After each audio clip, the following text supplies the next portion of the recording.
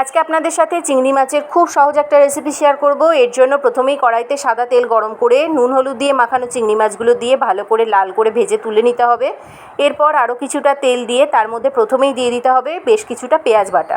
এখানে আমি একটা মিডিয়াম সাইজের পেঁয়াজ বাটা নিয়েছি। পেঁয়াজ বাটাটা ভালো করে ভেজে নিতে হবে। যখন পেঁয়াজের কাঁচা গন্ধ চলে যাবে, কালারটা চেঞ্জ হয়ে আসবে, তখন এর মধ্যে দিয়ে দিতে হবে সামান্য পরিমাণ রসুন বাটা আর হাফ চামচ মতো আদা বাটা।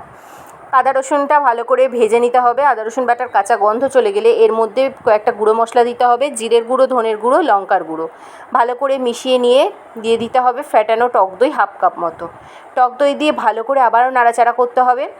এরপরে মশলা থেকে যখন তেল ছেড়ে আসবে তখন দিয়ে দিতে হবে বেশ কিছুটা জল দিয়ে দিতে হবে স্বাদ মতো লবণ আর কয়েক দানা চিনি।